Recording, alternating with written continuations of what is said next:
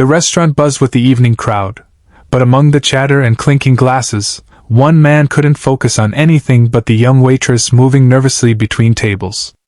A billionaire single dad, he had seen a lot in his life: money, power, and even heartbreak.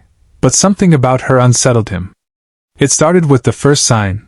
Her hands trembled as she carried a tray of drinks, knocking one over, yet she didn't complain, just muttered an apology. The second, the dark circles under her eyes told a story of sleepless nights, worry, or worse. The third, a glance over her shoulder every few minutes, as if expecting someone to appear. The fourth, her voice, soft and hesitant, nearly drowned out by the restaurant's noise, but laced with a hint of fear when interacting with certain patrons. And the fifth, a small tear that she quickly wiped away when no one was looking. He couldn't ignore it. Something was wrong. The instinct that had guided him in business, in parenting, and in life whispered loudly, this girl needed help, and it wasn't something a simple tip or kind word could fix. As the night unfolded, he found himself strategizing quietly, observing patterns, and waiting for the right moment. The billionaire knew he couldn't make a scene in front of the patrons, but he also knew that inaction wasn't an option. By the time the last table was cleared, he had made up his mind. This girl's life, or at least her safety, depended on him stepping forward. After closing time, the restaurant emptied, leaving only the dim hum of refrigerators and the distant city lights. The billionaire approached the waitress gently, careful not to alarm her. "Hey," he said softly. "Are you okay?" She froze for a moment, her eyes darting toward the exit, as if measuring her options. Then, with a quiet shake of her head, she admitted, "Not really. I'm scared. There's someone after me." His heart tightened. He had never been in a situation like this in his luxurious life of contracts and boardrooms, but he knew instinctively what to do. "It's okay," he reassured her. "You're not alone anymore. I'll help." She hesitated, unsure if she could trust a stranger, even one who seemed kind and capable. But something about the calm in his voice, the warmth in his eyes, made her nod. He quickly assessed the situation, noticing the subtle signs she hadn't even realized she was giving away: the bruises on her arms, the hastily hidden phone messages, the way she flinched at sudden sounds. Each clue confirmed his fears. Without hesitation, he offered his car as a safe way home and discreetly called a close friend in security. "We're going to get you somewhere safe," he said firmly, "and figure out the next steps. You're going to be okay." For the first time that night, she allowed herself a small, fragile smile.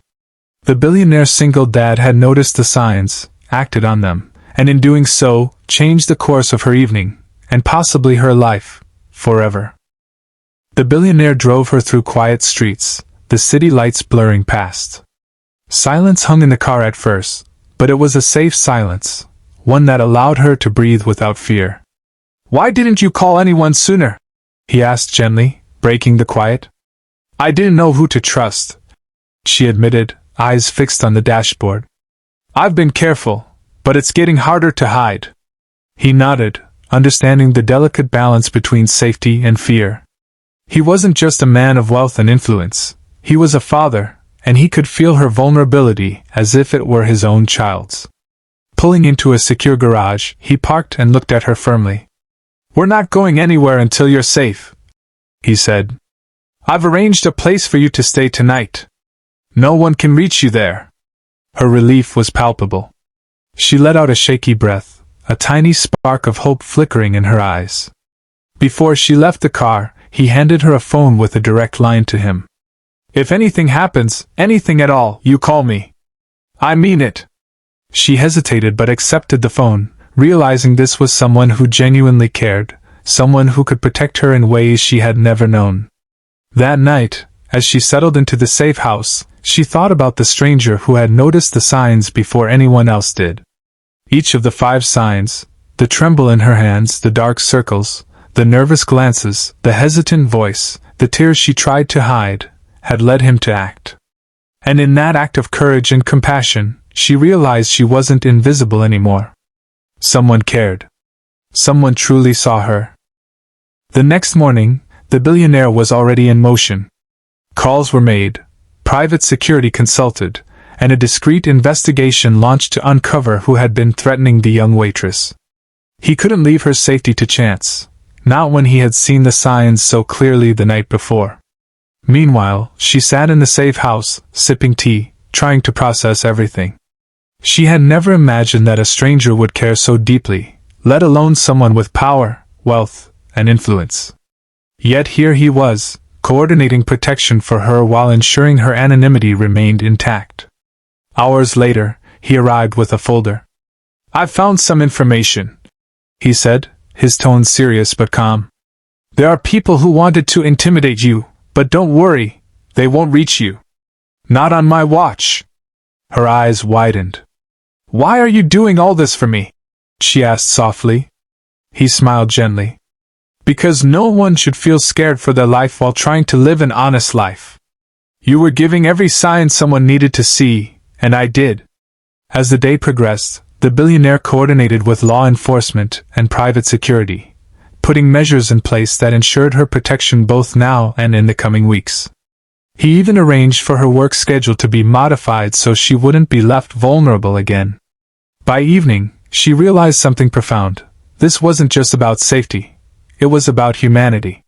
Someone had seen her struggle, noticed her fear, and chose action over indifference.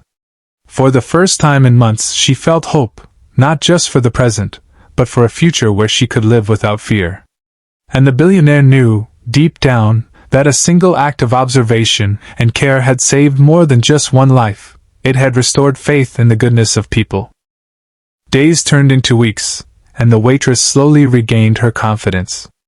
The threats that had haunted her vanished, replaced by the quiet reassurance that someone powerful was watching out for her. She no longer flinched at every passing stranger or jumped at sudden noises. The billionaire continued to check in, not as an employer or authority, but as a guardian who genuinely cared. One evening, he invited her to the restaurant, not to work, but simply to sit and relax.